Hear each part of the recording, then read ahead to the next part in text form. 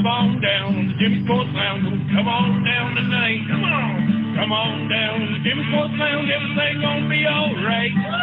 Come on down to Jimmy Sports Lounge. Come on down today. Come on. Come on down to Jimmy Sports Lounge. It's a great place to stay.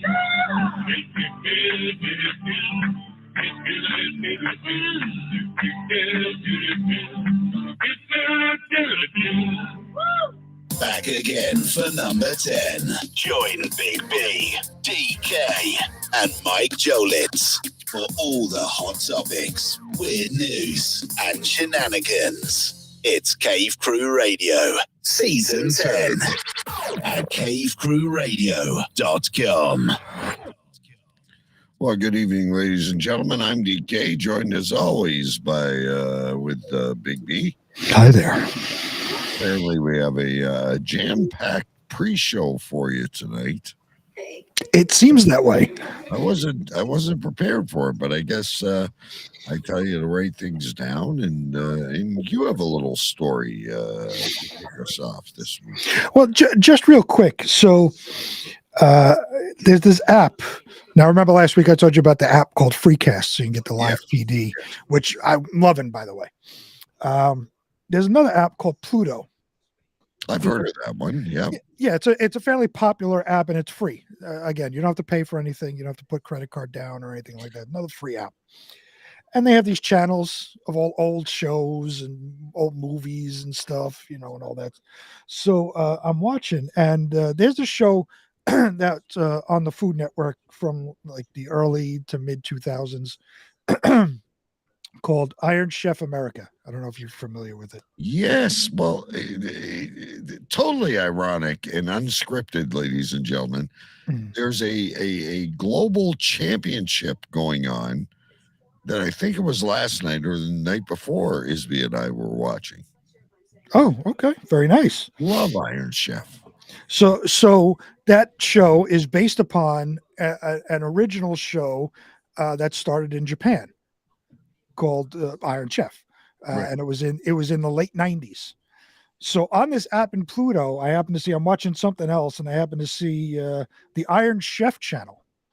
So I said, "Oh, I like Iron Chef, Iron Chef America." Who we're talking about?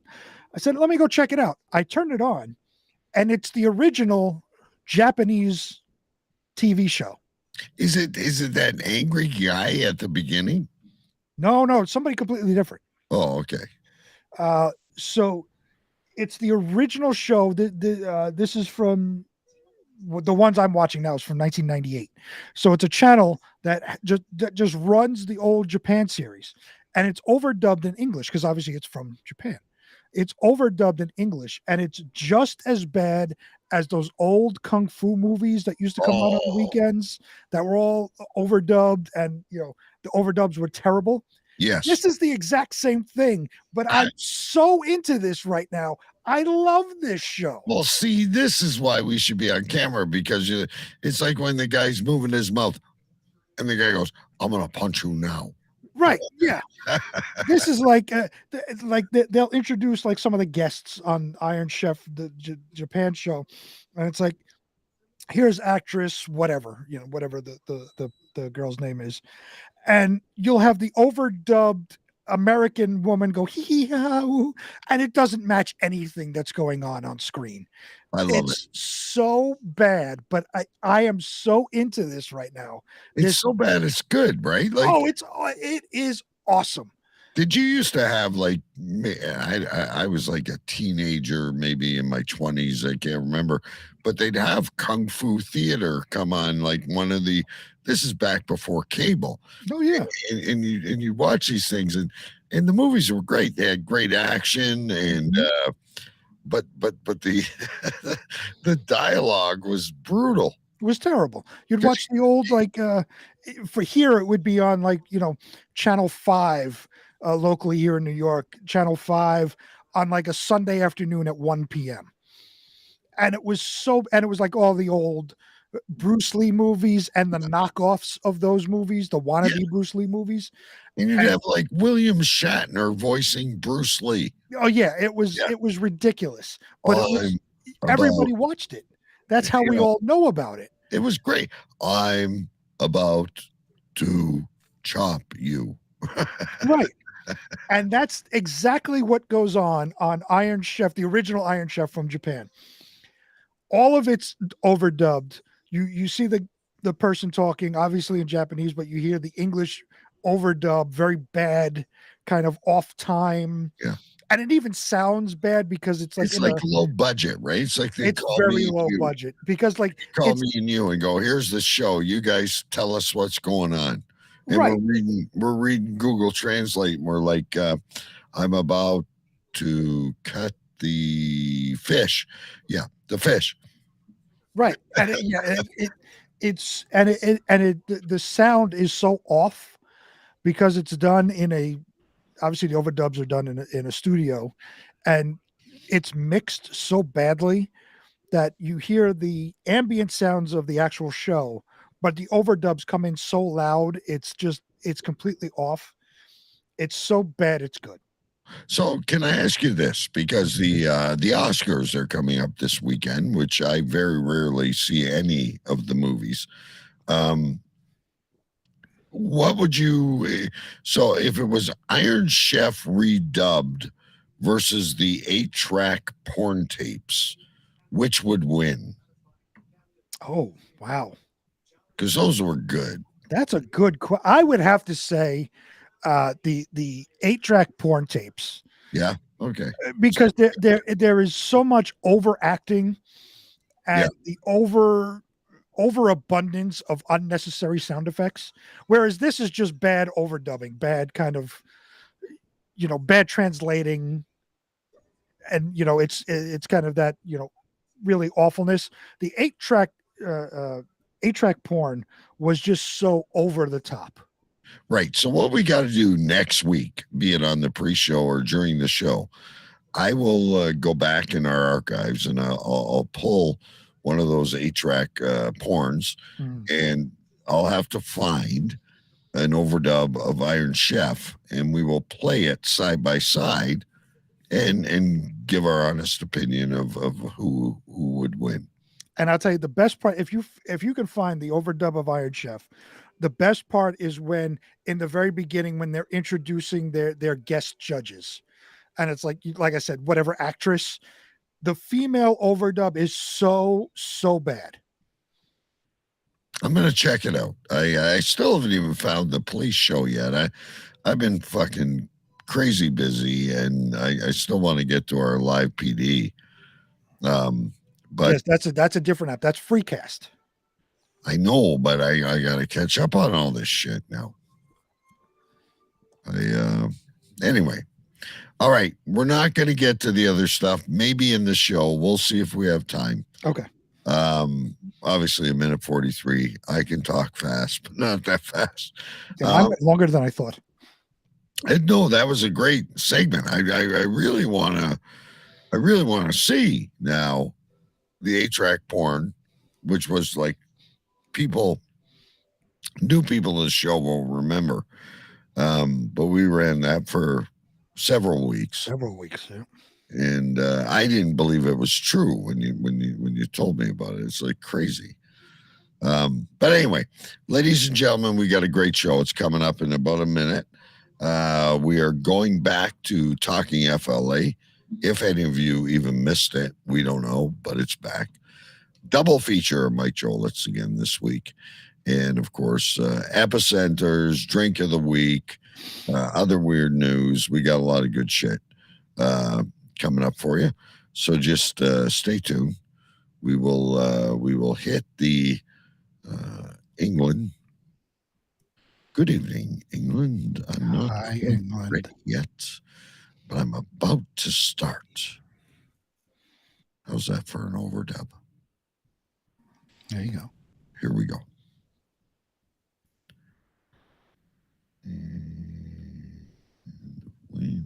Air traffic control, bring in New York. Roger that. Bring in Canada. 10-4. Gentlemen, we have liftoff. Bam! We are back again for number 10. Cave Crew Radio, Season 10. Let's go. CaveCrewRadio.com. This is radio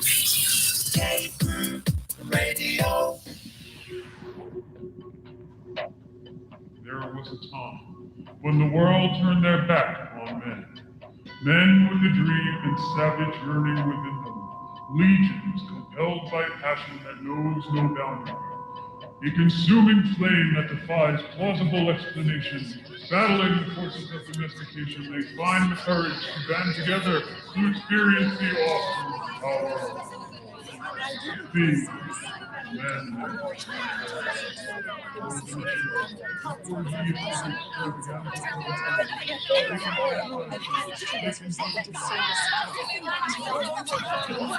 I mean, that's sad to do that. Yes, and you have to get into, which I say this with all due respect. Shut up! Shut up! Shut up! Shut up!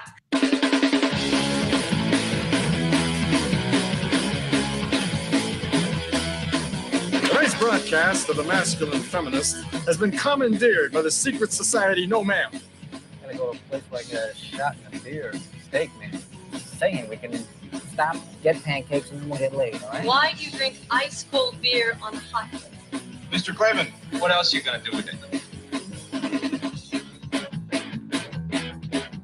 To alcohol, the cause of and solution to all of life's problems. The Yankees are champions of baseball. It's a power goal.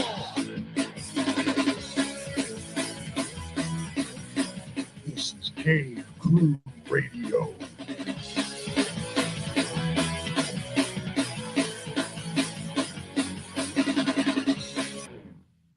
Heidi ho, ladies and gentlemen. My name is DK. I am live from my cave in Windsor, Ontario, Canada. What should be spring is not today. We had another brief snowstorm. Reminder to everyone to, at least in our immediate listening audience, to change your clock ahead tomorrow. We spring ahead and gain some daylight, which I can't wait. Some people, oh, I'm losing an hour's sleep. Not me. It can stay daylight till 11 o'clock at night. I don't give a shit. We are live on cavecrewradio.com. We are live on YouTube. We are live on Facebook. We are available. Oh, and live on Pulse Talk Radio in England. Sorry, chaps. I took the mic on that one. But we are also available wherever you can find podcasts. Great show ahead for you, ladies and gentlemen. Mike Jolett's double feature. Of course, the epicenter in just a few seconds. Talkin FLA, drink of the week, all kinds of great stuff coming your way. So refresh, tell your friends, share the show, let them know you're here. But it is time, ladies and gentlemen.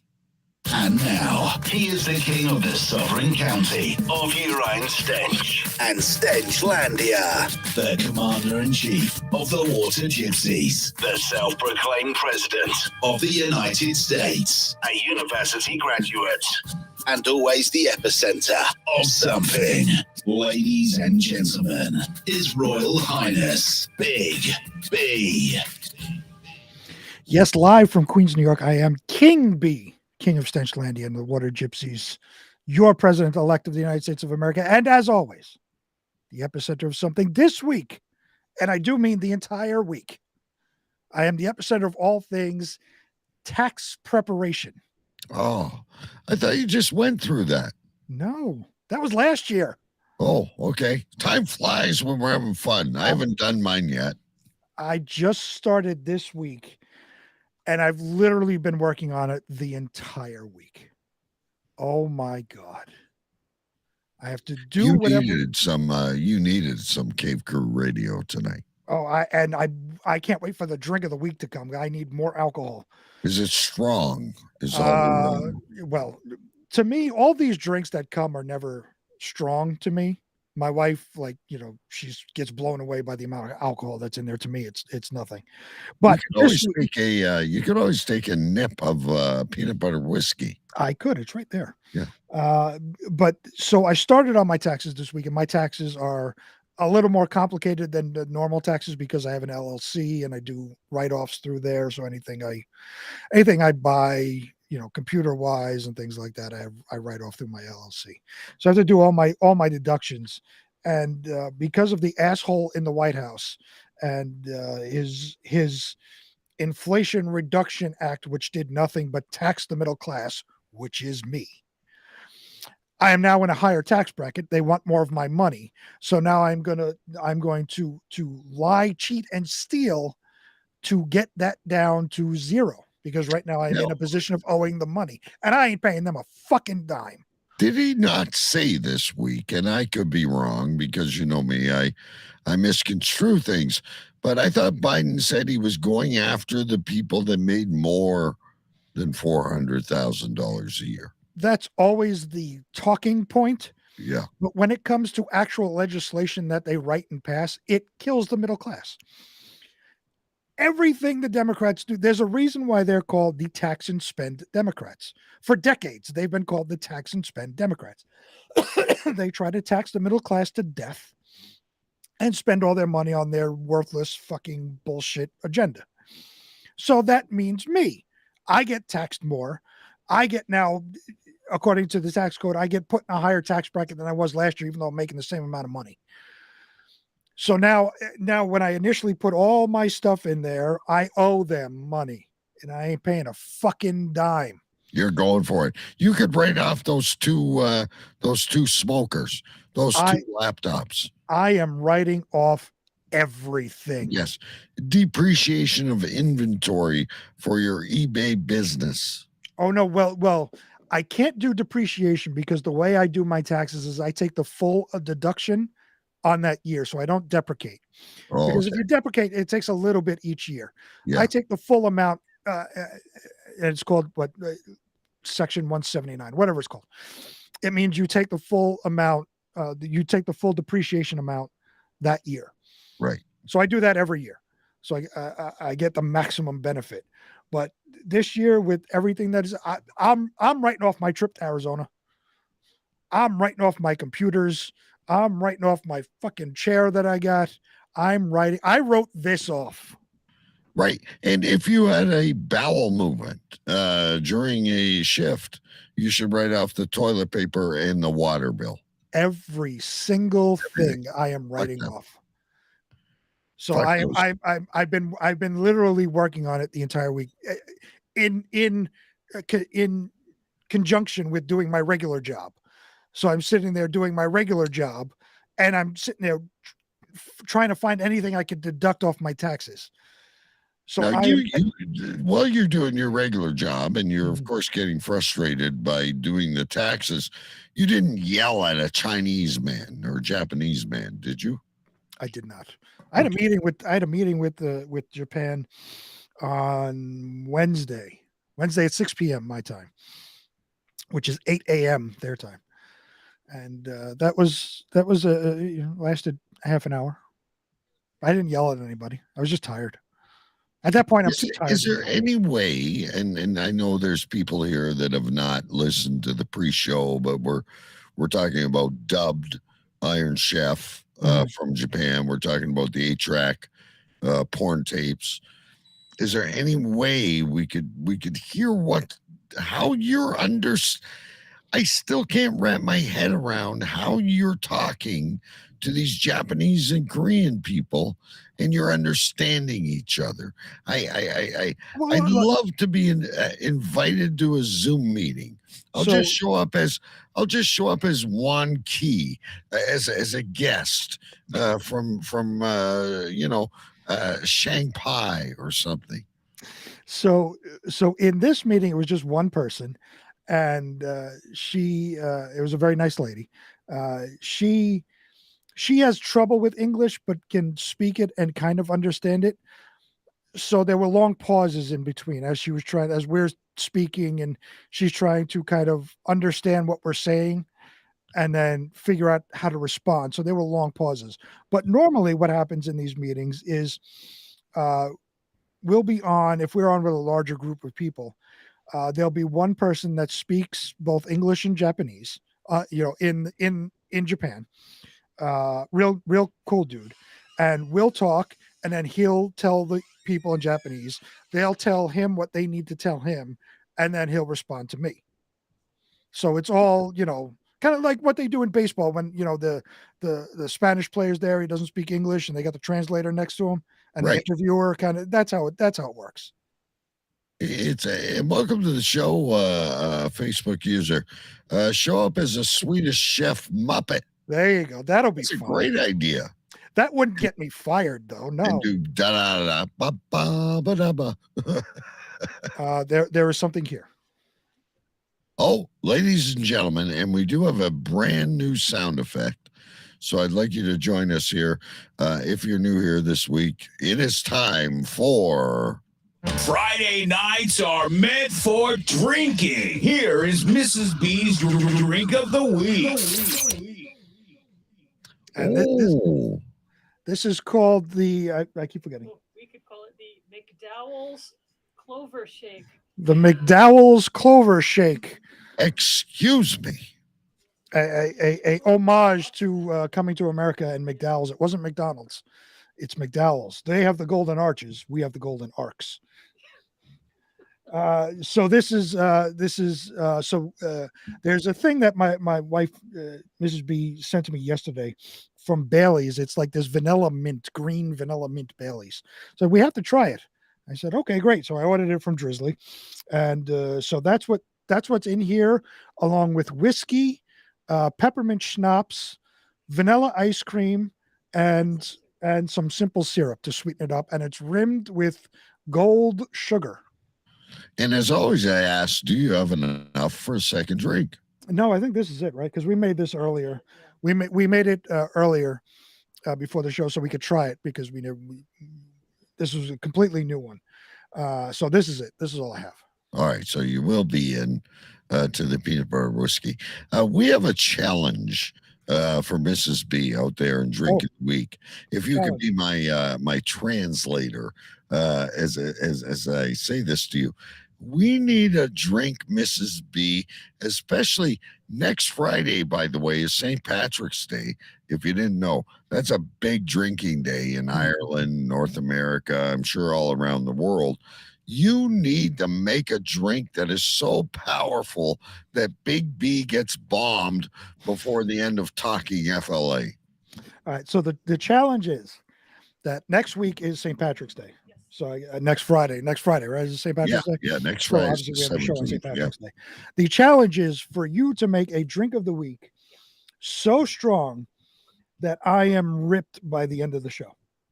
Now, usually when you make the drinks, I have a beer, I got my peanut butter whiskey, I have the drink, and I'm, maybe a slight bit buzzed when I go upstairs. He's got 1 foot on the floor when he's sleeping, ladies and gentlemen. Right. But he wants the request is a drink so strong that I'm ripped by the end of the show. Yeah. So and I want the name of the drink to be Armageddon. The name of the drink needs to be called Armageddon. So that is now, this is your segment now. You got your stinger and everything. So this is your segment. Now we're getting requests. A drink so strong that I am ripped by the end of the show. And luckily I just got to stumble up the stairs and go to sleep. So she says, okay, she's ready. She's going to think about it. All right. Challenge laid, ladies and gentlemen. There you go. Drink of the week. That was I didn't want to go. There you go. There I am. See, there you go. I don't want to go solo. Hell with that shit. Nobody wants to look at this old bag. Anyway, what should we do here? Facebook user says kind of like a mud shake, but all pepperminty. Yeah. Pepperminty Irish. Yes, that's Irish milkshake, but so strong. That's basically for next week. Yes. Yeah. So strong. I didn't realize it until I was like going through this drink of the week shit. And then I'm like, next week's like St. Patty's Day. We gotta, I didn't realize next year I'm going to have to veer from my regular take. Maybe I'll have a shot of whiskey at the side. Yeah, I didn't realize next weekend or next Friday was St. Patrick's Day. Already it's flying, and tomorrow we turn ahead the clocks and all kinds of shit. What time? 8:14. We got to move. Sunday we're going to see the Impractical Jokers over here at UBS Arena with where the Islanders play. So I got to tell you something about them. They are a very famous podcast. Okay, so when you go to see these guys, they started as a podcast, much like you and I do, and how we talk about going on tour and all of us meeting in a certain place, and you and I doing a show during the that's how they started. Impractical Jokers is amazing. And yeah, it started as a podcast, believe it or not. Oh yeah, we watch the TV show all the time on True TV, and we've gone to see them. We saw them a couple of years ago at Radio City Music Hall, and this was actually a Christmas present that I had gotten from my older son, because he loves the Impractical Jokers. So we got tickets, and we're to go on Sunday to UBS Arena. So there you go. Little known fact.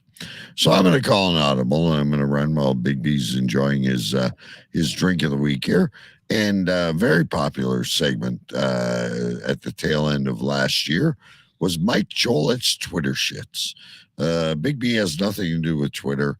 I'm involved with Twitter for the various shows, but no one gives us a deeper look at Elon Musk's empire like Mike Jolett's. Ladies and gentlemen, we're going to go into Mike Jolett's Twitter shits. Here we go. Now, it's time for another edition of Twitter Shits with Mike Joletz. Mike Jolett's Twitter shit. You write the tweets and he reads it. Mike Jolett's Twitter shit. You write the tweets and he reads it. Mike Jolett's Twitter shit. You write the tweets and he reads the fucking shit. All right. All right.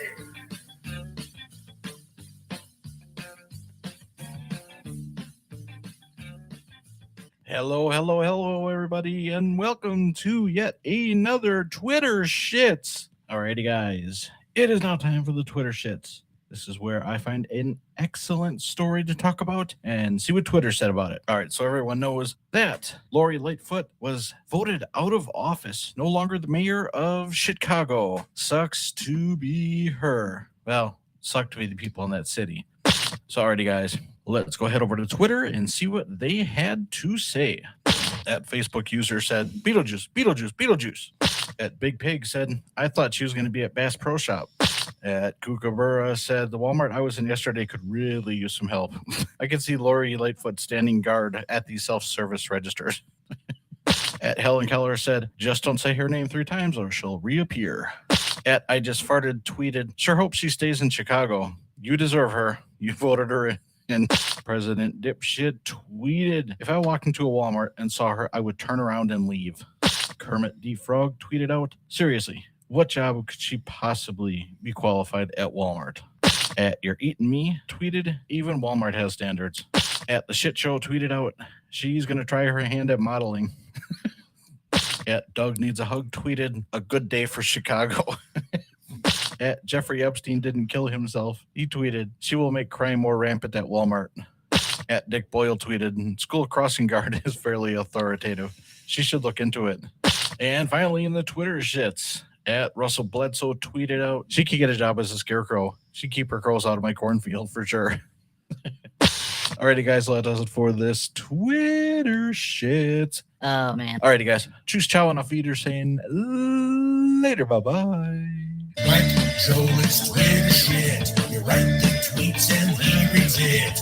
Mike Jolett's Twitter shit. You write the tweets and he reads it. Mike Jolett's Twitter shit. You write the tweets and he reads the fucking shit. All right. All right. So I have a question for you. I want to know if you're the same as me when it comes to Twitter shits. I love what people are throwing out there, and I love the stories he's grabbing. My favorite part of Twitter shits is the handles. The names, yes. Yeah. Love the names. Love those names. Again, I run out of paper with all the other stuff I'm dealing with, but we need a category in next year's award: Twitter shits handle of the year. Ooh, we'd have to. I don't write any of those down, so we'd have I to. know. I like so. Again, we're anyone listening out there in the audience. If you'd like to be a scribe, we could use a Cave Crew Radio scribe for these various tasks. I like that. And then you submit us to them. We'll pick 10 or whatever. We'll throw them in a pool like we do with everything else. And but another great job. But yeah, so like so far my favorite one, only because it's sticking in my head and we've talked about it before, but like at Helen Keller. I love it. I just, we're at Cave Crew Radio. You were at Metal Thunder Radio from your old show. We're at Pucks and Pints. Right. My character DK is known as at People's Heel from another show I did, and I never changed it. But like at Helen Keller, at Jeffrey Epstein didn't kill himself. I just love it. I love the handles. It's a lot of fun. Right. If you take it in stride, ladies and gentlemen, you have it taken in stride. Another popular segment we have, ladies and gentlemen, is called Talking FLA. And we were not able to get to it last week, but we are able to get to it this week. And these are stories that we're going to show you, like photos, like when they take the cop photos and shit in prison. These are really, really things that happen in Florida. And we call this Talking FLA. Cave Crew Radio presents Florida in the News.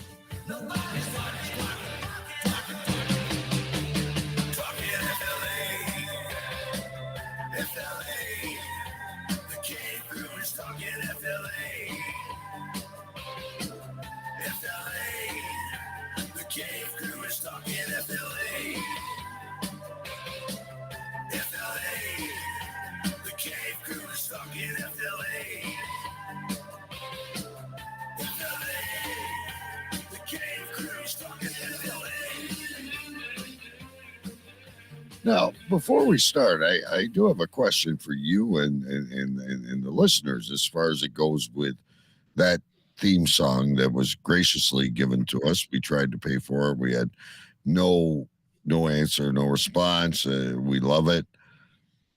Do you ever find yourself, like making coffee in the morning when no one's up, or you're in the shower and let's face it, ladies and gentlemen, don't deny it.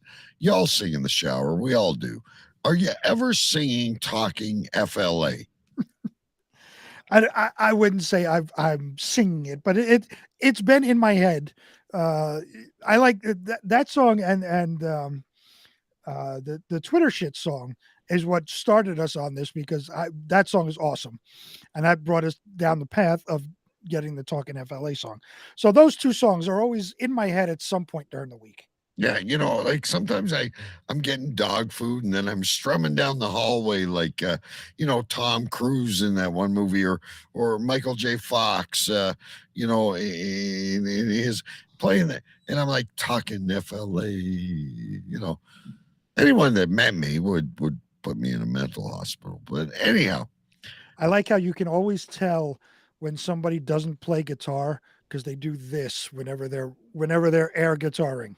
You know what? I'm not good. I played that game, and where you're trying to hit not a guitar player, not a singer, at all. I'll karaoke when I'm wasted, but other than that, anyway, Talking FLA, ladies and gentlemen, stands for Florida in the News, and these are legitimate stories, for the most part, that we get off legitimate Florida news sites that actually happen in Florida. And by the way, folks, I'm going to Florida in April. And one of these stories, I'm gonna visit one of these places. But take us away, Big B.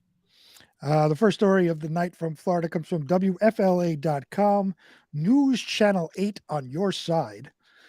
Headline reads, Florida man arrested for dumping more than 30 mattresses and box springs along Key West Street. And those look like perfectly good mattresses to me. A Florida man was arrested Wednesday after deputies said he left more than 30 mattresses and box springs along a street.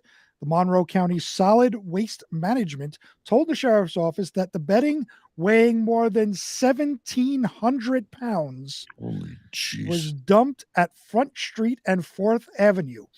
Add that to the map of Florida that we need to construct.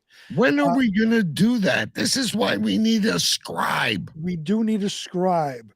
I'm sure there's an app out there where you like you post little dots, right?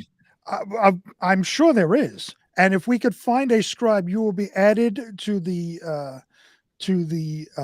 titles of Stenchlandia. Yes. As I have my berserker is Mike Jolitz, and other things I'd have to. Right. We got too much going. We have too much on our plate, ladies and gentlemen. We need we need like Dr. Phil, like Oprah. We need a full backfill in the back that we thank every year when we win our Emmys. We're like, we got to thank Joe the stagehand and the scribe and the fact checkers. That's right. We need fact checkers and we need a scribe. Detectives learned that the mattresses came from a Key West hotel. A manager there told deputies that he hired Michael Herrera to replace the beds at the hotel. Herrera admitted that he dumped the mattresses on Monday in hopes residents would take them. Right. And that he would return the following day to remove what was left. Now, let's look. This was not dumped. No, it was placed there. This is a proper display. Should have had a sign, take if you need, right? This was not just dumped. He didn't just like throw it all in a pile. If you can haul it, you can have it. Right. Excuse me, but I also want to say it's a blue light special. There you go. However, deputies said Herrera never returned and the mattresses were left on the street. I want to thank Monroe County Solid Waste Management Director Cheryl Sullivan for her help in this case. I believe better, cleaner, safer streets means better, cleaner, safer neighborhoods. And arresting those who trash our neighborhoods is a top priority for me, said Sheriff Rick Ramsey. Herrera was charged with illegal dumping. Excuse me, Big B. Holy crap. News. Look at this. B. Where did he come from? He's dropping off some beer for Monday night. Didn't I just say that? Tell him to bring some beer over to you. Oh, there! Look at that. We have it for Monday night. Very special guest, ladies and gentlemen, joining us on the Cape Crew Radio. I can't stay. I got to go play hockey, but I wanted to drop this off and say what's up, everybody. All right, come join the show Monday. There you go, ladies and gentlemen. Bacon, Pucks and Pints Radio. Nice. Have a good show. See you, buddy. What a special surprise. Sorry to interrupt you. I'll go full camera here for a second, ladies and gentlemen. And I don't mean to sidetrack things, but Bacon secured a sponsorship for both Pucks and Pints and Cave Crew Radio. I don't remember the name of it.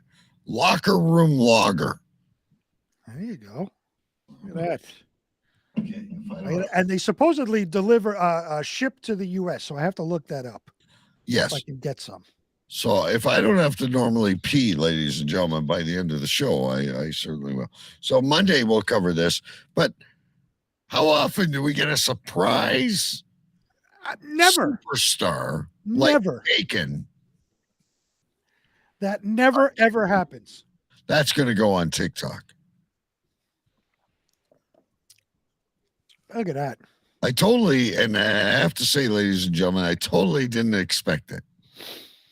And what was I just saying at the beginning of the show or on the pre-show, whenever I said it? Tell him to come down and give you some beer. Yeah. You're magic. There you go.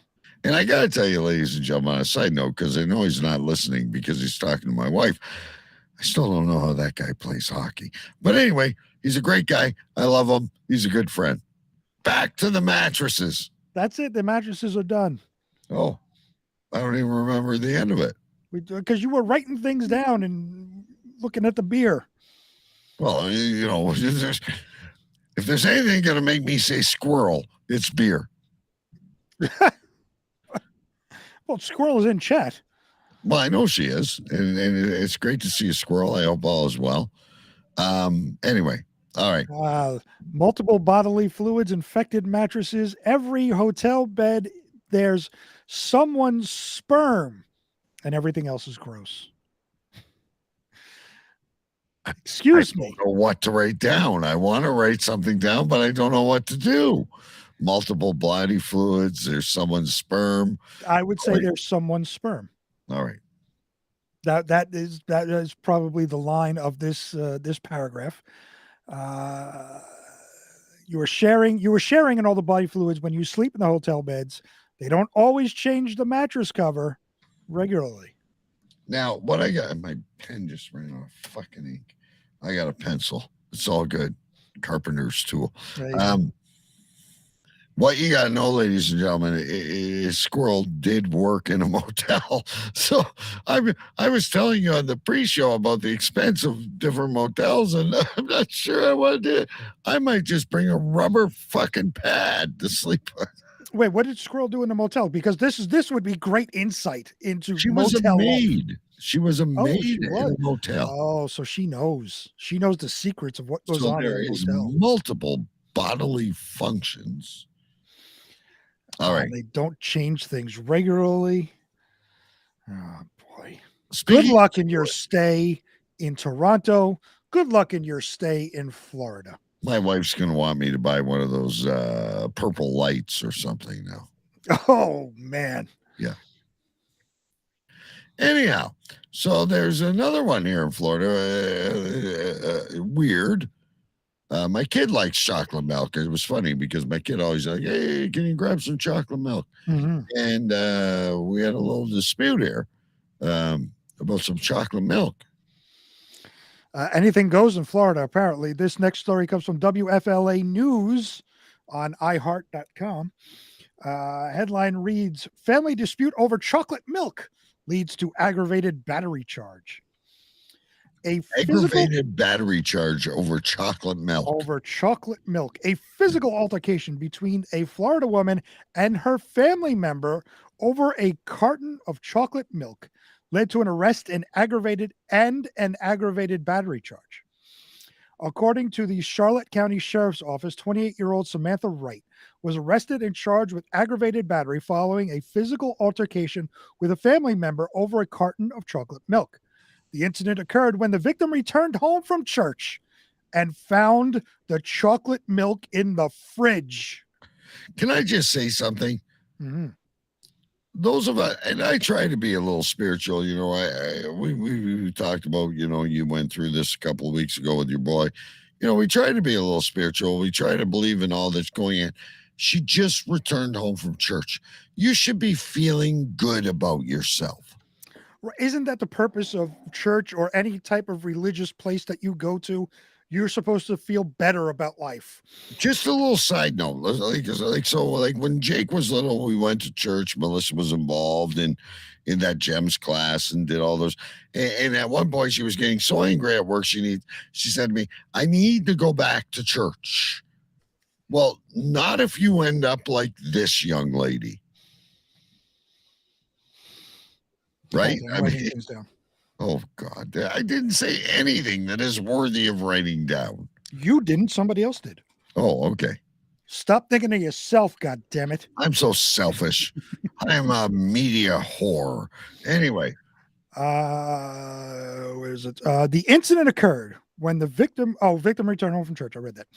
Wright is accused of buying the chocolate milk and leaving it in the fridge, knowing that it would cause a conflict as the victim suffers from diabetes and could not consume sweets.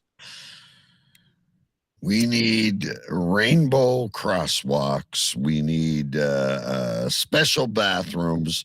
And now in and now we need, every disease covered under the blanket. We can't insult them either. And I don't get that. I'm diabetic. I have diabetes. Yeah. And I also have children, and there are cookies strewn about this house because my kids like cookies. I don't give a shit. I don't consume them. Right.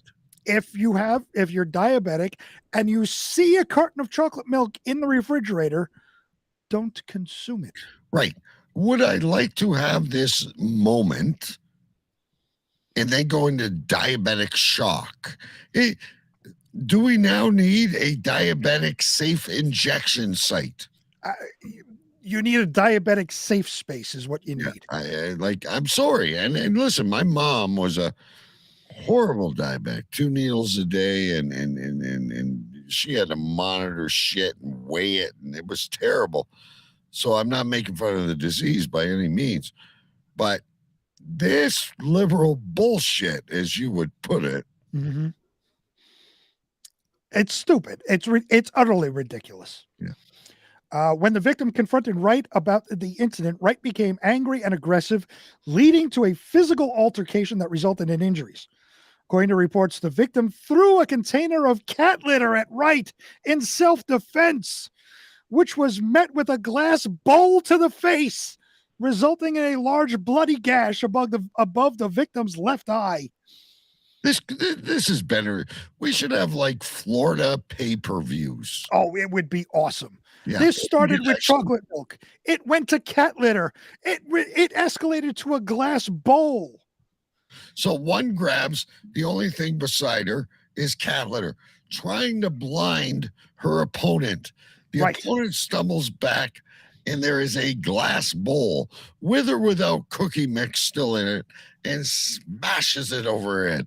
Glass bowl. Look, it's like rock, paper, scissors, ladies and gentlemen. Glass bowl beats cat litter every time. Hold while I write things down. It's not that good. You always say that, and at the end of the show, it's probably the show name. Probably a gem. I don't know. But like think of it. So, you don't bring a knife to a gunfight was a very popular saying back in the day, right? Right. Well, you don't bring kitty litter to a glass bowl battle, right? Like the glass bowl is going to win every time. You don't bring chocolate milk to a glass bowl fight.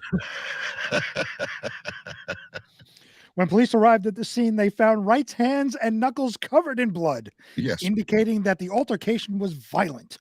After the fight was broken up, the victim expressed willingness to press charges against Wright. Wright was arrested and taken to the Charlotte County Jail. Now, if you met this girl at Wawa, which is a popular food store down in Florida where you shop, you wouldn't expect her to go violent if you took the last, blueberry yogurt or something. They always look so fucking innocent. Right. And so, they always look innocent in their mugshot until you read their stories. And then, just beware what's in the kitchen the next time you piss your wife off, ladies and gentlemen. Make sure the cat litter and glass bowls are out of the way. There's a lot of dangerous items in there. Trust me. Like cheese graters and shit, Anyway. I'm curious. So how this house was set up, because I have cats, and obviously we have, the cat litter and all that, but the cat litter is like kind of put away until we need it. Yeah, you hide it somewhere, right? Right. Like, It's not left strewn about the house somewhere in the middle of the dining room. So, while you're eating your dinner, your cat can shit in the box. Right. It's not like that. So it's put somewhere. How did this person grab the cat litter why was the cat litter so readily available to them? It's Florida. My question is, the fight was over chocolate milk. Mm-hmm. No mention that the chocolate milk was thrown. That is true. Or there was a struggle over the chocolate milk. It was the cat litter into the glass bowl. The fridge was open. Fuck you. All the prayers I just made. There's chocolate milk in the fridge. I've told you 10 times. Slam, run through the hallway, grab the cat litter. adrenaline kicks in. There's a glass bowl. End of story. That's how they roll in Florida. Yeah. There's more to Florida, ladies and gentlemen.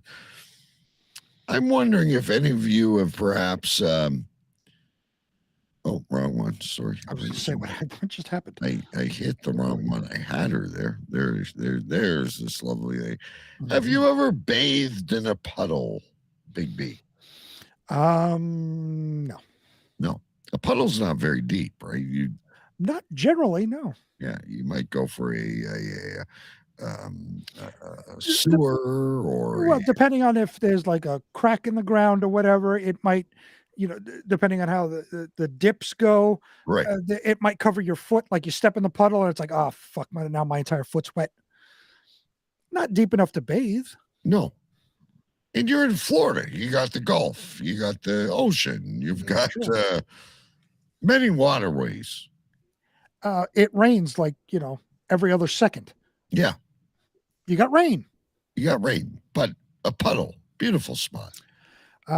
Next story again comes from WFLA News at iHeart.com. Headline reads, woman arrested for indecent exposure at Southwest Florida library. At a library. A puddle at a library. What more perfect spot? Maybe it was a pothole, Big B. Give her a benefit of the doubt. It might have been a puddle in a pothole. Okay. And where it was kind of could lend credence to that. A woman was arrested for indecent exposure after using a puddle in the Collier County Public Library's parking lot to give herself a bath, exposing her bare breasts, buttocks, and pubic area to library guests and passing traffic. This is IR Radio. It's obviously politically correct. We also have another superstar from the show, Isbia, here. How can I help you, Isbia? We have guests galore going on tonight. Bacon from Pumpkin I have to Pie. pause for a second. I don't know what this is. Okay. Oh, there he goes. He's now muted. So carry on with the story. This can't be good. We may be dropping off very quickly, but I'll continue to read the story. She exposed herself to library guests in public and passing traffic. On February 7th, several visitors alerted the manager of the Immokalee Library about the public display, and upon investigating, found 43-year-old Carlene Stillair naked. Police say Stillair was using a puddle in the library's parking lot for her bath, and her bare breast, buttocks, and pubic area were on full display to library guests and passing traffic on North 1st Street. The Collier County Sheriff's deputies were quickly called to the scene and instructed Stillair to put on her clothes. She promptly obeyed, and the deputies arrested her on a charge of indecent exposure. Indecent exposure. Sorry, ladies and gentlemen, I have teenager problems. Oh. And your son is just behind mine. Do we need to end early? No, I think my wife has that under control. Okay. I understand, believe me, if we need to. And I truly think my son is innocent. And oh my God. I'm going to Florida in a month. This is going to be great. Anyway, so bathing in a puddle.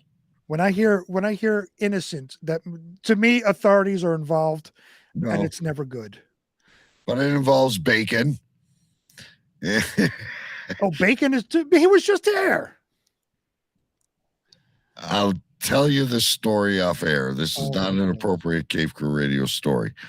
Unbelievable. Anyway, teenagers. Great story. All right then. Were you able to write anything down? No. So I'm going to keep rolling until I get pulled away again. Okay. If we need to stop, please let me know. I understand. Oh, I will. But I'm going to try and get as much of the show as I possibly can. I'm a little disturbed, but you always make me laugh. All right. Listen, ladies and gentlemen, when you're told to take a pee test, it is probably best if you pee. Well, Did we have another story one time where the person was microwaving something in the 7-Eleven? Yes, that was to try to beat the pee test for drugs. They were microwaving their urine because they stored it like they took it like days before when they were clean and Right. stored it. So they had to microwave it to try to match body temperature. I got that. Now that's genius. But that wasn't Florida, I don't think. No, but that is still genius. Right. Genius doesn't occur in Florida. No. This next story comes from Outkick.com.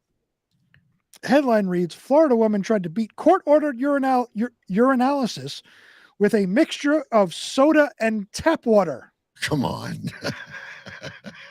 Could you not at least use, I don't know, orange juice and at least make it the color of pee? Right. Like, so I mean, I've never drank pee, ladies and gentlemen, so forgive me, but like lemon juice and a little bit of water or some lemon lime Gatorade with, something like that. Throw some bubble in there so like it bubbles. Just a little bit, maybe. Attempts to beat drug tests are nothing new. People have been doing so since drug tests were invented.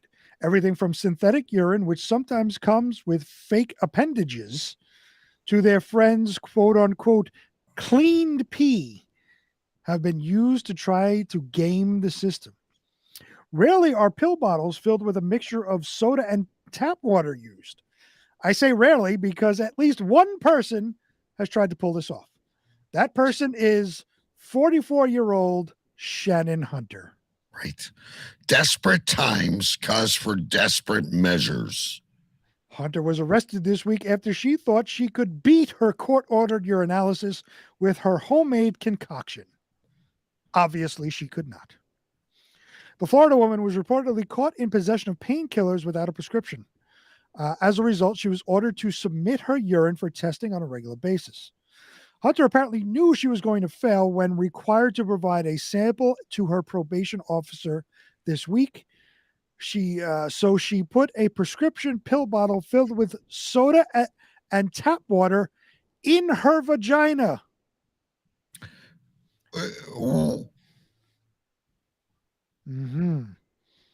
Repeat that last line. She put a prescription. What did she have? Like one of those wine bags? So she like literally peed out the soda and water? She put a prescription pill bottle in her vagina. Like this. She put a prescription pill bottle filled with soda and tap water in her vagina. By the way, just so people know, there's no label. It's Excedrin. And I got to say something. This is the reason that someone had to invent Kegels. If you'd stop sticking stuff up there, you wouldn't need to do this. You need to tighten it on a daily basis. That's true. So, but mention this, Big B. Because what I'm thinking the beginning of the story is, here's my sample. But she went as so far as to shove it up her kook.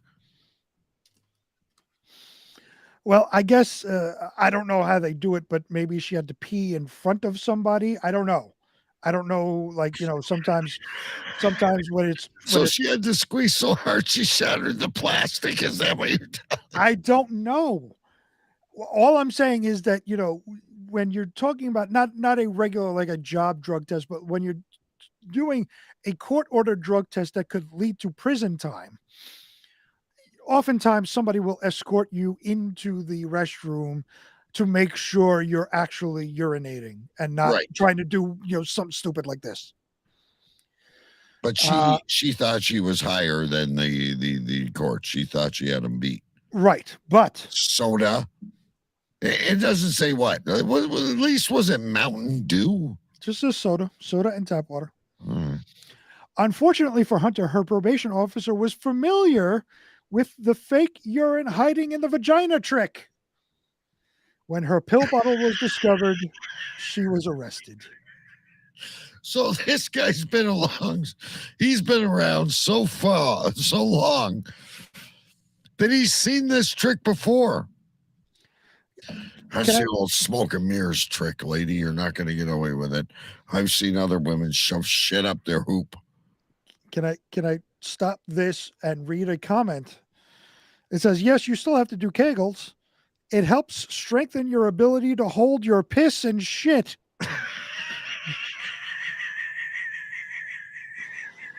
I would make that a show note if I could, but I'm gonna put that in chat. It helps strengthen your ability. Forever. Read that again in your radio voice, Big B. Yes, you still have to do Kegels. It helps strengthen your ability to hold your piss and shit. Actually, you have to when pregnant, apparently. And we don't have Isby is on a rampage, and Amanda's not here, and we can only take Mrs. your B word. is upstairs. It's just me and you, and whatever her name was. Pregnant. I've never had to do any exercises yet. It was funny because I was thinking of making a stinger of like for the end of the show. Show is over. DK has been since 2015. He really has to piss. Right. But I have yet to urinate in my pants. Now I'm finding out, and I've got to check with my wife once she calms down, and you'll be able to check with your wife as well. Thank God we're married. If this is a mandatory thing so that our spouses do not shit and piss themselves.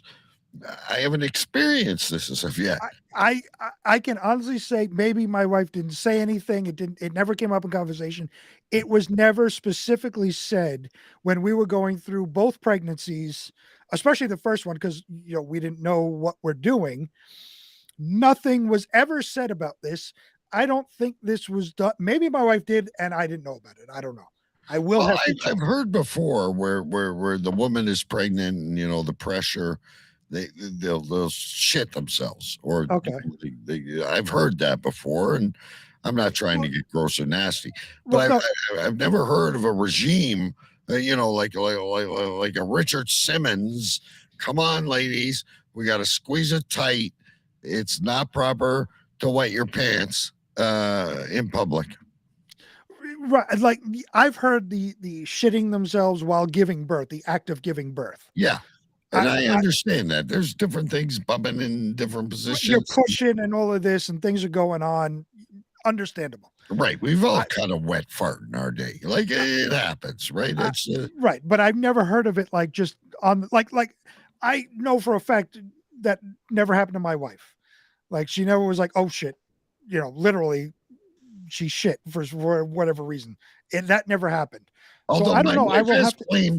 My wife has blamed the dogs on occasion of peeing on the bed. So this is like making the brain think. There you go. Sweetie, you didn't do your Kegels today, did you? You may have to sort out other things besides what's going on. What's that on the floor? It's juice. Bullshit. You didn't do your Kegels.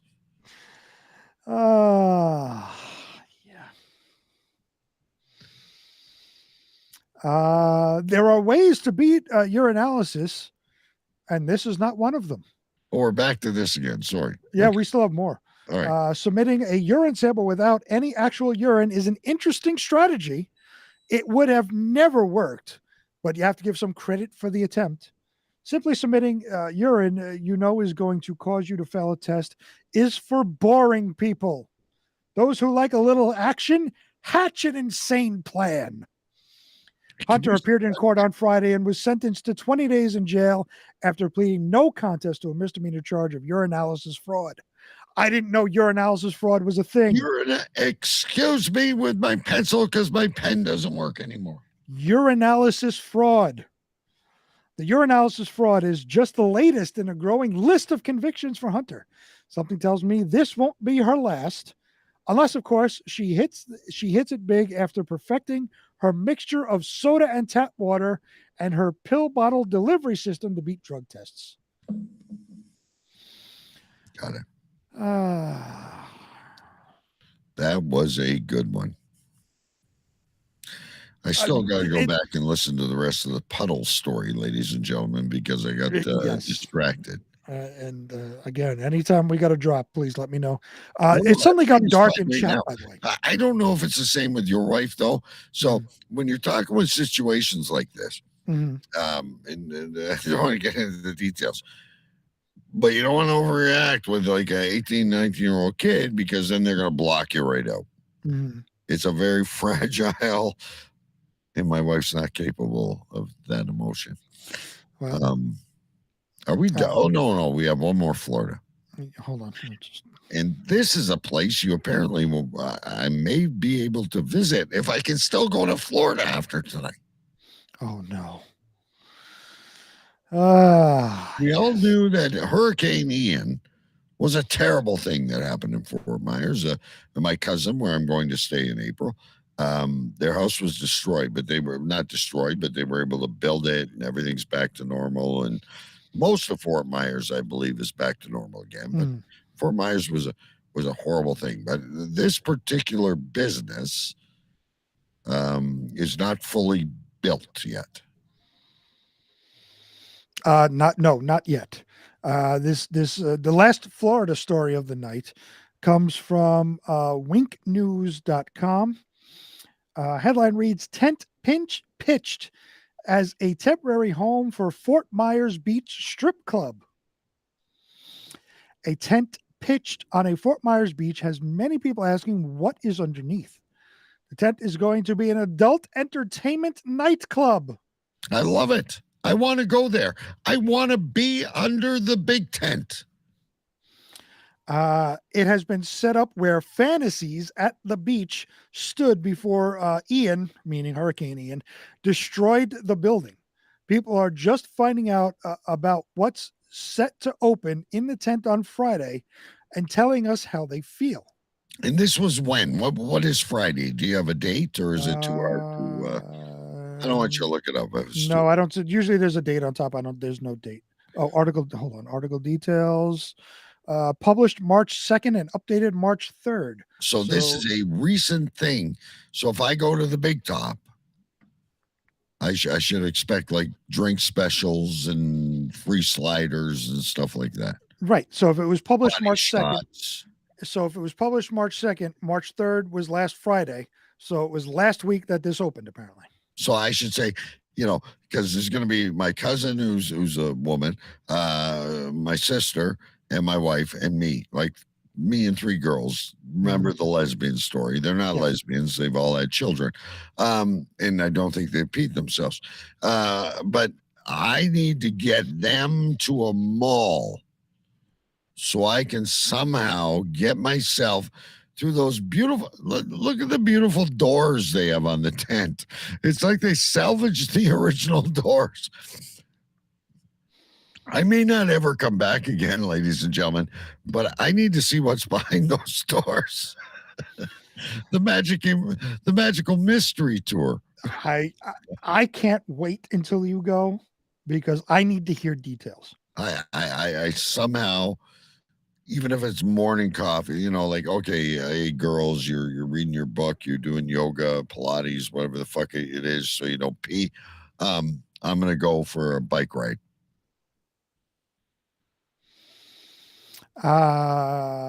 Quote, a strip club in a tent, that's not something I've ever heard of, unquote, said Demetrius Brown. People say they've been wondering what this tent would be used for. It's going to be great to have it back, man, said Armando Benitez. Everybody needs a job, whatever your job may be, but it is a shocker that they're doing this out of a tent, said Jim Hale. You might want to write this down. Lesbians can still have babies. That is true. That is, I will write it down, but that is 100% true. Lesbians can still have babies. Yes, they can. So I'm wondering, Big B, not to sidetrack from your narrative, but so we're wondering what this tent is. So imagine a family much like myself. Let's assume I have 2 small children, and I am down in Fort Myers with my wife. Oh, that's a Big Top. hey, kids, let's go see the elephants. Yeah, sure. Imagine the surprise. Daddy's going to be happy. I don't know about anyone else. The group that purchased the business did so just 2 months before Hurricane Ian. Just 2 months later, we had 10 feet of water wipe away the building. Effective immediately, the business is now called Vixen's Fort Myers Beach. Remember that when you go down there. Vixen's Fort Myers Beach. Yes. And I will be down there, ladies and gentlemen. I promise. I'll tell the girls I got to pee. I'll do whatever it takes to get myself inside that big top to let you know what's going on. We would like to put up a temporary tented thing so we can have a nice little place for them to stop and maybe get a smile they haven't had for the last 5 months. A tented thing. So he's doing this for the community. He's showing tits and ass for community relations. What a guy. Gallagher says it's all about providing a sense of relief for the people devastated by the storm. And he says the idea for the tent just fell into the owner's lap, much like Cinnamon, who fell into the owner's lap the night before. Our clubs are known as victims. Our clubs are known as Vixens, the sexy circus. There you go. You were mentoring circus. Vixens, the sexy circus. And so the owners, who are very much in favor of this circus kind of thing, said, let's put up a tent. Let's have a circus. And, let's do what we do best. Are the waitresses like swinging on trapeze? I don't know. Well, inside this tent is a stage. A stage is set. Some people said it's an excellent way to help take people's minds off the devastation. Others are still in shock. Ladies and gentlemen, young and old, take your mind off Ian. Come see tits and ass. I'm going.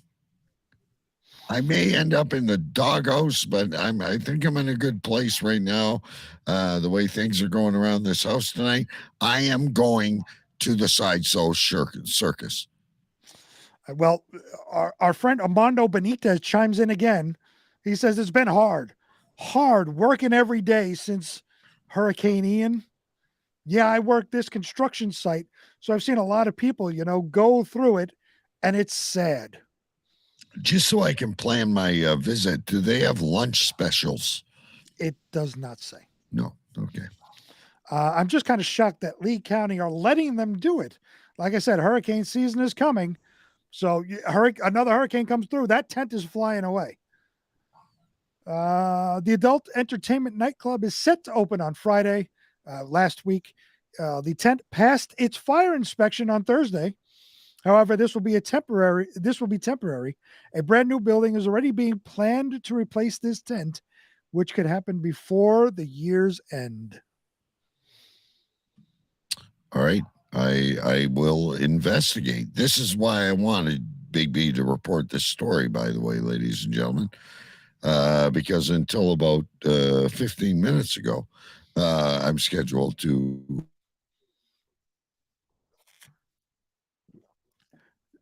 I think we officially lost him. He has frozen, at least on my end. I don't know if it on everybody else's end. It could be me. I don't know, but he is frozen.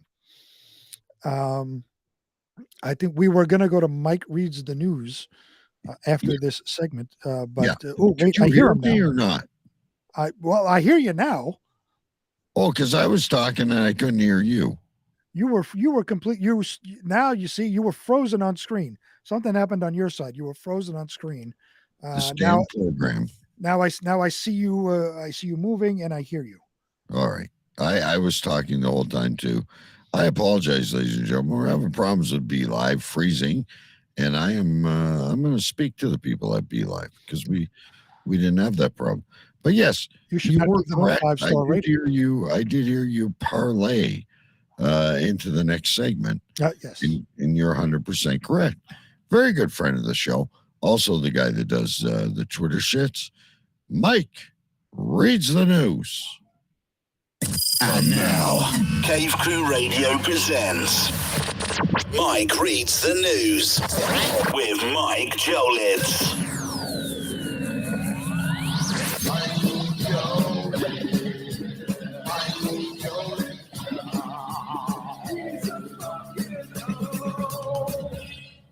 Hello, Cave Crew Radio. Hello, listeners around the world. Hi, hello to DK, and hello, Sir Big B. And I hope you guys are doing well. I'm doing pretty good out here. Today is Friday, March the 10th.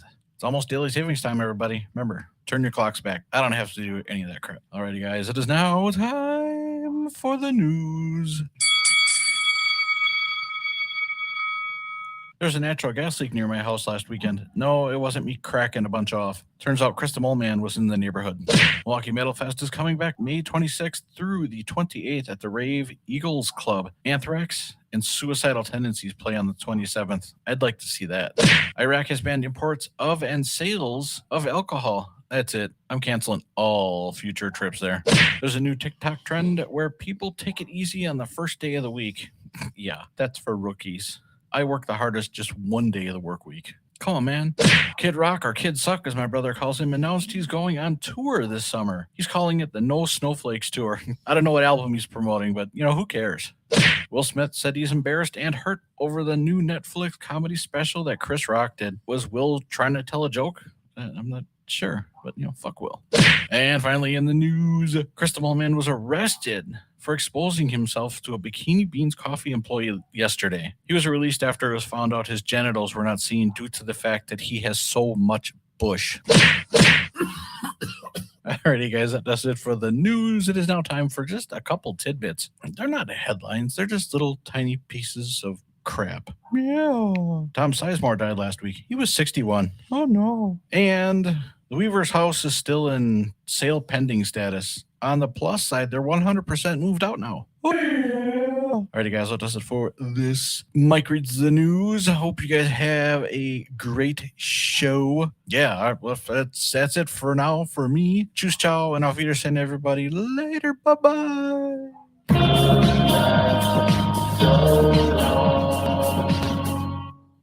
Hot topics, weird news, Shock Talk Radio.com. Yeah, Mike Jolitz. We really got to get him on the show because I got an email.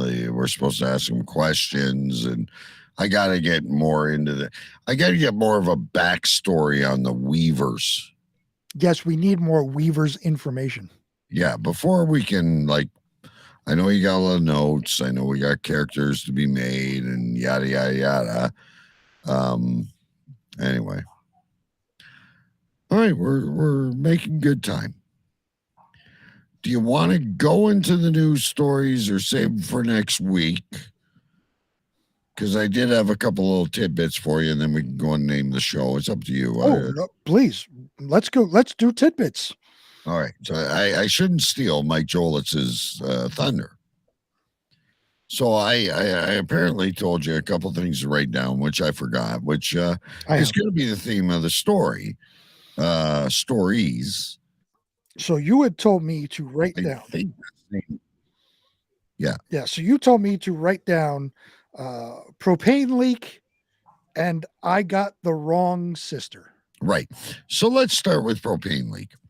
So in my plant, we the fire department, when we got the brand new 50,000 gallon US gallon tank put in the yard, the fire department would not approve it unless we put sensors in that would detect a propane leak. Now, this isn't your personal yard. This is not my yard at home. This is where I work. Got it. Okay. I do not have a 55,000 gallon propane tank in my backyard. I don't think it would fit. Well, as spacious as your yard is, because you have 9 million things going on in that yard. Yes. I think you could put a 55,000 gallon propane. Not a chance. That's like half a block. This is a big tank. I will send you a picture.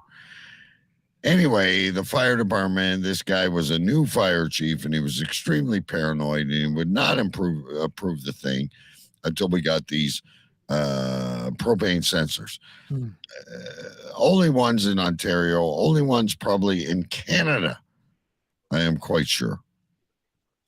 Anyway, there is another dispenser at the front of my yard that we use to fill vehicles and people when they bring in their barbecue cylinders and yada, yada, yada. We also do a retail besides our commercial and home business. What vehicles are you filling, by the way? There's like RVs, and some people do have propane vehicles, believe it or not. Okay. Anyhow, the front dispenser, which is a smaller tank, it's a 2,000 US gallon tank, was down. It was only pumping to 39 liters or something like that. This is all bullshit. You don't need to know that. I went upstairs on a Monday morning and I said, let's reset the dispenser. That's all I wanted to do was turn off the power, turn the power back on. You know what they say with Google and your computers. You're an IT guy. I do it all the time. Reboot. That's what that is what I tell everybody to do when they first contact me. Reboot whatever is wrong. Well, I was tired, perhaps. It was a Monday morning. I didn't have enough coffee. I'm running up the stairs. I'm trying to deal with the other shit of the day. And I just started flipping breakers. Well, I set off the propane leak detector, which set an alarm across the entire province. Aha. As I'm walking down the stairs, the general manager of the company calls me. Hey, how's it going? They're going great. I'm just a little out of breath. I'm running down the stairs. I reset the power. Your leak detector went off. Oh, fuck. I apologize. I must have hit the wrong breaker. I can guarantee you I am in the yard. There's no propane leak. I probably wouldn't be talking to you right now if there was. Emails start coming in. Phone calls start coming in. I'm really sorry, ladies and gentlemen. I had a moment. I'm surprised I didn't have the fire department and the fucking EMS at my door, but I squashed it soon enough. But yes, Big B, last Monday, before Pucks and Pints, I set off a propane leak, which, if it really happened, would be a major event. Right. But there was nothing. I just was getting frustrated with the breakers. I couldn't read which one it was. You know, when you look at those fucking. So that was going to be my question. So I would assume things should be labeled on the breakers. It's not like you're freaking Luke Skywalker trying to use the Force and figure out which one is which. Right. It should be labeled, so you shouldn't go there randomly like you're fucking Helen Keller, just randomly fucking touching things. I wasn't like Helen Keller, but I got, like, you got to understand, Big B, I'm sure it's the same with you. You wake up on a Monday, you get to work, things get a little crazy. You know, you got to do payroll. You got people talking to you. Which truck am I taking? Yada this, yada that. You know, there's a light bulb burned out on that area. You're just okay. I just want to reset the fucking thing, and I wear glasses, and it's kind of tiny on that board, and I'm looking, and I'm like, I'm not sure that's the right one. Flip another one. There's a piece of tape on it now. I know which is which. It's an honest mistake. You're playing propane breaker roulette is what you're doing. And so at one point, because you know me, you know my sense of humor, and I said to my boss, I just wanted to make sure everyone was at work today. Facebook user says ADHD fidget monster. Fidget monster. There you go. I'm a fidget monster. But I just wanted to make sure. I just said, like, I was so flustered at a point. I'm like, fuck, why did I do? You ever do something and you go like, why did I fucking do that? Sure. But the one thing I don't do is go to a bank of breakers and just touch them all. Well, but I'm not saying one of these are going to work. There was no leak. It just set off this rampant email across the entire province of Ontario. I understand there was no leak, but the sensor went off because you just decided to say, fuck it, I'm going to take the entire system down. No, it wasn't like that. I was like, fuck, I don't know if it's this one or this one. Like it's like you're in an escape room. I'm going to try this one, and yeah, sure enough, that one little. Somebody's in the middle of making coffee, and the fucking electricity goes out because DK is trying to figure out which one stops the propane from out front. Right. The ankle bone's connected to the knee bone. I don't know, but I thought my line was good. I just wanted to make sure everyone was at work. Now, did your boss find that humorous? No, because afterwards we had to have a document of a fail and all the shit I had to do, and it was like, oh, for fuck's sakes, it was like a 2-second little. I made a mistake. I'm a human being. Yeah. But unfortunately, you work in an industry where mistakes kill people. Right. And you know what? The good part of all this is the system worked. Well, yes. Ultimately, the system did work. Just not the way you intended it to work. No, but I'm just saying. So if anything was ever, God forbid, to happen, my little test proved the system works. That is true. So rather me have a blonde moment and show it works than an actual, propane shooting across the sky that's going to blow up Windsor, Ontario. You don't need a Clark Griswold incident. Right. Thank you. Very good. Very good. So then the next one, which I believe happened the same day. Oh. Because I was a little rattled now. I'm still okay, but this kind of rattled me a little bit. So I have the one sister with the 3 lesbians, and we're going to meet her in Florida if all goes well. Yep. And I talk to her quite often. And I've told you that the other sisters I don't normally talk to. Mm-hmm. So I get a text, and it happened to be my dad's birthday. My dad's been passed since 93. And the text reads, today Dad would have been 99, let's say. I don't have it handy in front of me. And remember the time you surprised him at the restaurant coming from out of town? Yeah. So I answer, and I go, yeah, of course I remember that. It was a great time. Think of Dad often. By the way, I booked my flight. I can't wait to see you. I booked my flight for the 7th. I can't wait to see you in Florida, type of thing. Text comes back. Oh, I take it by your text you're going to Florida tomorrow, because I think this conversation happened and I said, oh no, that text was meant for someone else.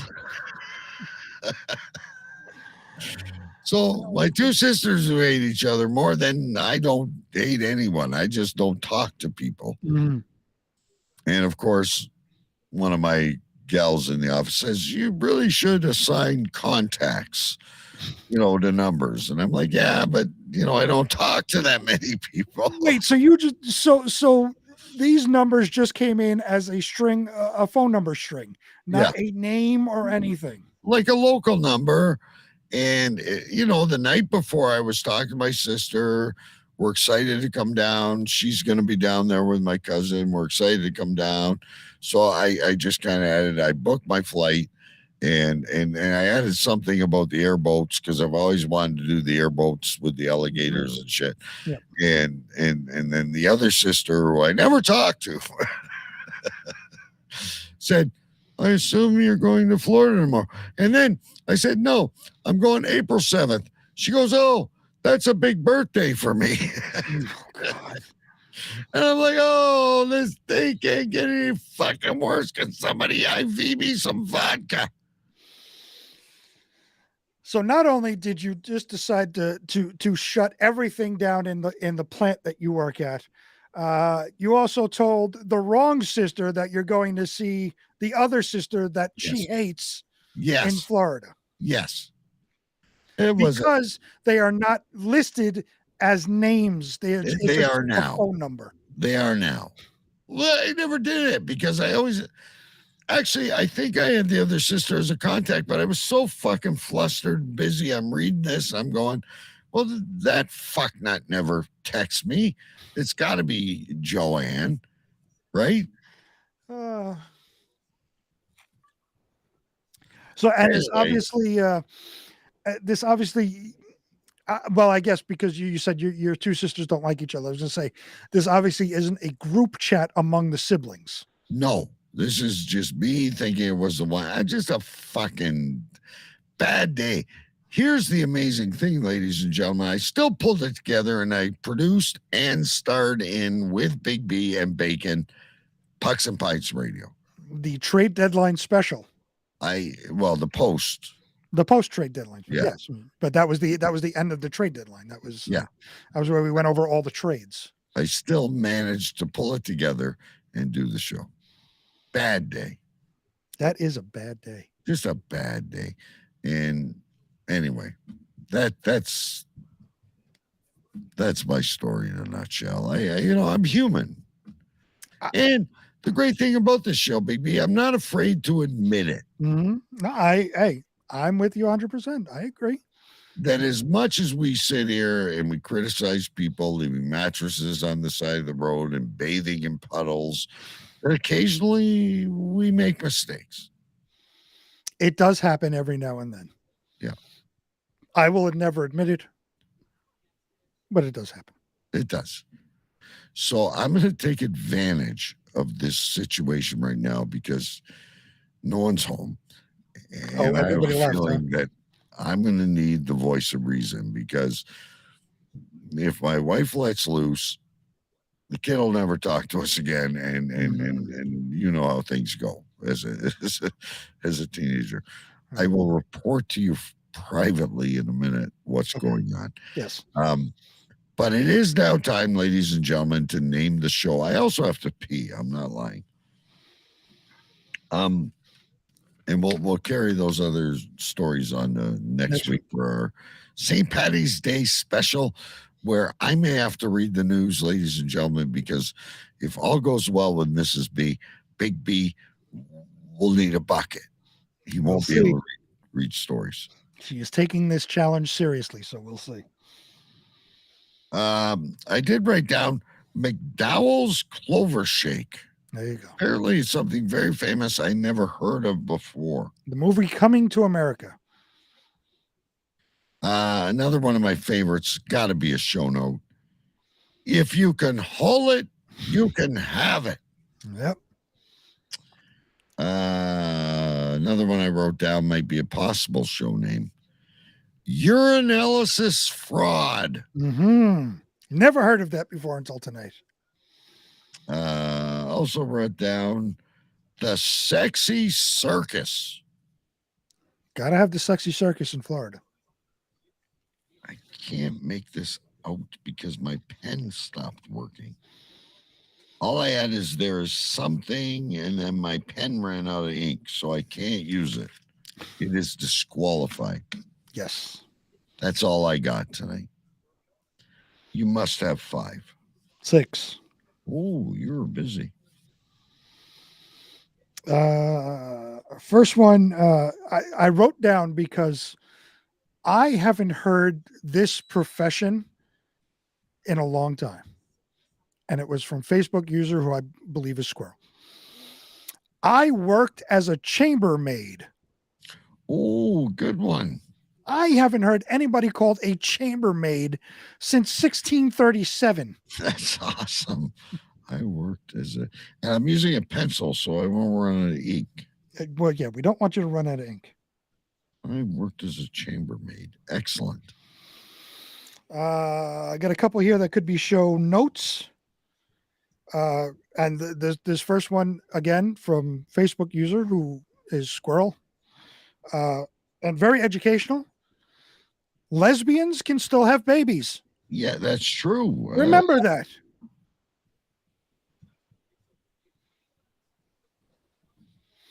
Facebook user says, I've heard of a man accidentally did the urine fraud using a pregnant woman's urine. Then they didn't accidentally do fraud. You don't accidentally do urine fraud. Too long for a show note, but that could possibly be the best show note ever. You also can't accidentally do urine fraud. I have heard of someone else's urine. Accidentally did. Yeah, you cannot accidentally do fraud. I'm sorry. Well, no, I believe you can accidentally do fraud in certain circumstances. You can't do urine fraud because you can't accidentally pee someone else's urine. I needed to laugh. Thank you so much, ladies. And speaking urine of pee, fraud. Speaking of pee, my next one, another show note. I don't think they peed themselves. Okay, I don't think they peed themselves. I have a question for you. Mm-hmm. I think I'm one of the last hosts, judging by our age, that cursive writes show notes. Yeah, I print everything. I don't think anybody cursive. Anyway, number 4. Next one coming from Mike Jolitz, reads the news. He has so much bush.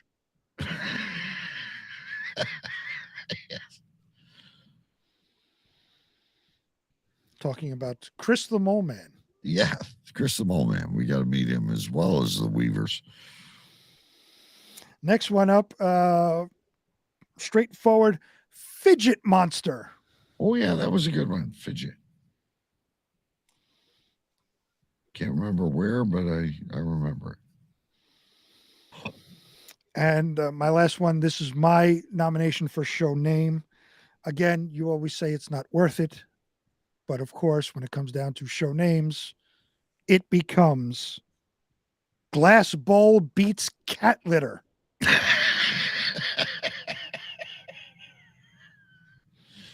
Glass. That is a good one. All right. That wasn't me. That was the story. Glass Bowl Beats Cat Litter. That's a long one, but we'll make it work. I think it can fit. Glass Bowl beats cat litter, ladies and gentlemen. All right, we're going to close out the show. I got to talk to Big B really quick privately. Then I got to pee. And I don't think I'm going to bed anytime soon. No, I'm gonna lead him into what it's like to have a teenager. Great to have you all with us tonight. Thank you. A lot of fun. Stories we missed tonight, we'll try and carry on next week. Don't worry. We always do. But there's shit we had to get to. All right. See you next week. Or we'll see you Monday, but I'll see everyone else next week. Later.